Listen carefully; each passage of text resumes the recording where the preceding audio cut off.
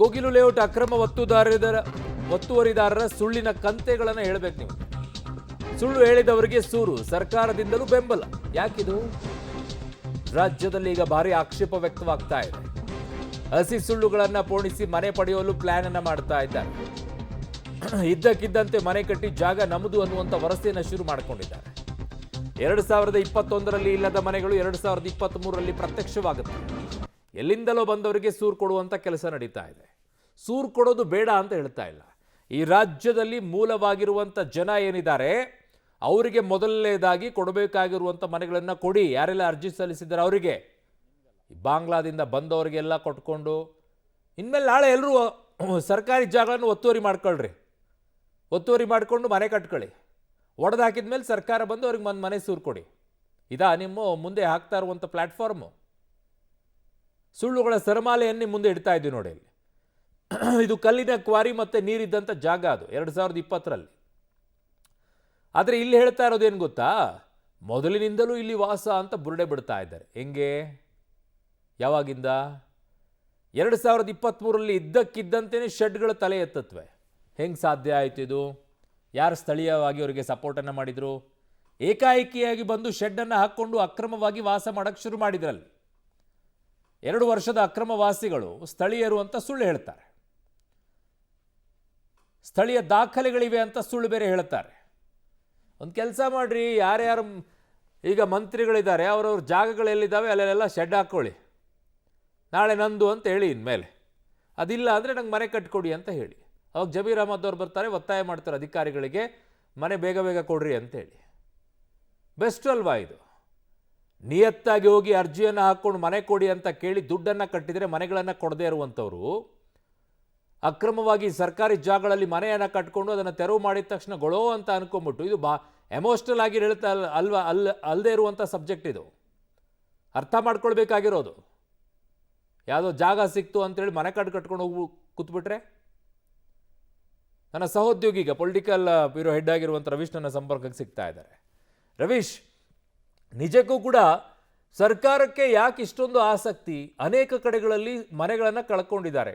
ಪ್ರವಾಹ ಬಂದಾಗಲೂ ಕೂಡ ಅನೇಕ ಮನೆಗಳು ಹೋಗಿವೆ. ಅನೇಕ ಕಡೆಗಳಲ್ಲಿ ತೆರವು ಕಾರ್ಯಾಚರಣೆಯನ್ನು ಮಾಡಿದ್ದಾರೆ, ಒತ್ತುವರಿ ಆಗಿದೆ ಅಂತ ಹೇಳ್ಬಿಟ್ಟು. ಅವುಗಳಿಗೆ ಮನೆ ಕಟ್ಟಿಕೊಡ್ಬೇಕಾದಂಥ ಆಸಕ್ತಿ ಇಲ್ಲದೆ ಇರುವಂಥವ್ರು, ಮನೆ ಬೇಕು ಅಂತ ಅರ್ಜಿ ಹಾಕಿ ದುಡ್ಡನ್ನು ಇಸ್ಕೊಳ್ಳದೆ ಇರುವಂಥವ್ರು, ಅವ್ರಿಗೆ ಕೊಡದೇ ಇರುವಂಥ ಸಂದರ್ಭ. ಇಲ್ಲಿ ಯಾಕೆ ಇಷ್ಟೊಂದು ಆಸಕ್ತಿ?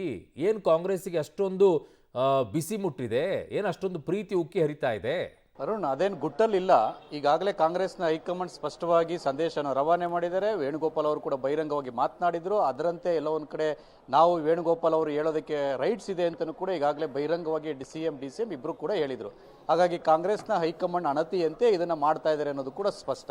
ಆದರೆ ಪ್ರಮುಖವಾಗಿ ಎಲ್ರಿಗೂ ಕೂಡ ಇದೇ ರೀತಿಯ ಕಾನೂನನ್ನು ಅಪ್ಲೈ ಮಾಡ್ತಾರಾ? ಈ ಪ್ರಶ್ನೆಗೆ ಸರ್ಕಾರದ ಬಳಿ ಉತ್ತರ ಇಲ್ಲ. ಆ ರೀತಿ ಒತ್ತುವರಿಯನ್ನು ಮಾಡೋದಕ್ಕೆ ಬಿಡೋದಿಲ್ಲ ಅನ್ನೋ ಮಾತುಗಳನ್ನು ಹೇಳ್ತಾರೆ.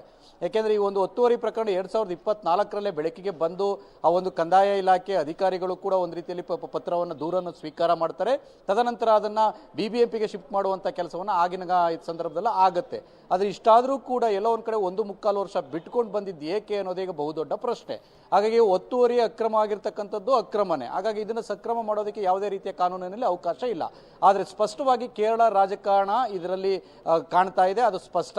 ಯಾಕೆಂದರೆ ಕೇರಳ CM ಅದೊಂದು ಟ್ವೀಟ್ ಮಾಡದೆ ಹೋಗಿದ್ರೆ ಇಷ್ಟು ದೊಡ್ಡ ಮಟ್ಟಕ್ಕೆ ಹೋಗ್ತಾ ಇರಲಿಲ್ಲ. ಸರ್ಕಾರವು ಕೂಡ ಇದ್ರ ಬಗ್ಗೆ ಗಮನ ಹರಿಸ್ತಾ ಇರಲಿಲ್ಲ.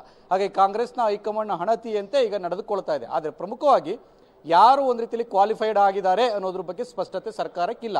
ಈಗಾಗಲೇ ಅಧಿಕಾರಿಗಳಿಗೆ ಒಂದು ರೀತಿ ಪೀಕ್ಲಾಟ, ಅಂದರೆ ಅವರ ಬಳಿ ಮಾನದಂಡಗಳ ಪ್ರಕಾರ ದಾಖಲೆಗಳು ಏನಿದೆಯಾ ಅನ್ನೋ ಹುಡುಕುವಂಥ ಕೆಲಸವನ್ನು ಈಗಾಗಲೇ ಮಾಡಿದ್ದಾರೆ.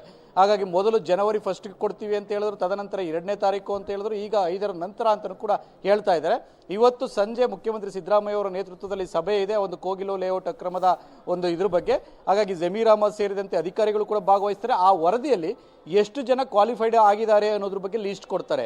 ಎಷ್ಟು ಜನ ಲೋಕಲೈಟ್ಸು, ಅದರಲ್ಲೂ ಕೂಡ ಬೆಂಗಳೂರಿನವರೇ ಎಷ್ಟು ಜನ, ಕರ್ನಾಟಕದವರೇ ಎಷ್ಟು ಜನ, ಮತ್ತು ಹೊರ ರಾಜ್ಯದವರು ಏನು ಅನ್ನೋದು ಕೂಡ ಅದರಲ್ಲಿ ಗೊತ್ತಾಗುತ್ತೆ.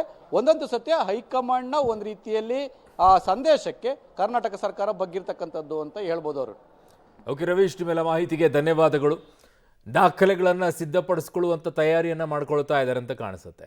ಯಾಕೆ ಅಂತಾರೆ, ಮೆಚ್ಚಿಸ್ಬೇಕಲ್ಲ ಹೈಕಮಾಂಡನ್ನು, ಮೆಚ್ಚಿಸ್ಬೇಕಲ್ಲ ಕೇರಳ CM ಅನ್ನು.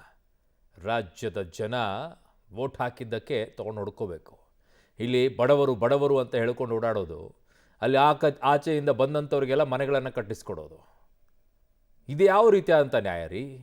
ನಮ್ಮ ರಾಜ್ಯದಲ್ಲಿರುವಂಥ ಜನರಿಗೇನೆ, ಬಡ ಜನರಿಗೆ ಸಿಗದೇ ಇರುವಂಥ ಮನೆಗಳು ಬೇರೆ ಕಡೆಯಿಂದ ವಲಸೆ ಬಂದವರಿಗೆಲ್ಲ ಸಿಗ್ತಾ ಇದೆ. ಬೆಂಗಳೂರಿನಲ್ಲಿ ಆಲ್ಮೋಸ್ಟ್ ಆಲ್ ತಮಿಳುನಾಡಿಂದ ಬಂದಂಥವ್ರಿಗೆಲ್ಲ ಮನೆ ಸಿಗುತ್ತೆ, ಆಂಧ್ರದಿಂದ ಬಂದವರಿಗೆಲ್ಲ ಮನೆಗಳು ಸಿಗುತ್ತೆ, ಬಾಂಗ್ಲಾದಿಂದ ಬಂದಿರುವಂಥವ್ರಿಗೂ ಕೂಡ ಅಕ್ರಮವಾಗಿ ವಲಸಿಗರಿಗೂ ಕೂಡ ಮನೆಗಳು ಸಿಗುತ್ತೆ. ಆದರೆ ಇಲ್ಲೇ ಹುಟ್ಟಿ ಇಲ್ಲೇ ಬೆಳೆದಿರುವಂಥವ್ರು ಅರ್ಜಿ ಹಾಕ್ಕೊಂಡು ದುಡ್ಡನ್ನು ಕಟ್ಟಿದ್ರು ಕೂಡ ಒಂದು ಮನೆ ಸಿಗಲ್ಲ ಅಂತಂದರೆ ಇದು ಯಾವ ರೀತಿಯಾದಂಥ ಆಡಳಿತ, ಇದು ಯಾವ ರೀತಿಯಾದಂಥ ನಿಯಮಗಳು ಅಂತ ಹೇಳಿ ಅಸಹ್ಯ ಅನಿಸುತ್ತೆ ರೀ ಈ ಸರ್ಕಾರಗಳು ಮತ್ತು ಆಡಳಿತದ ವಿಚಾರದಲ್ಲಿ.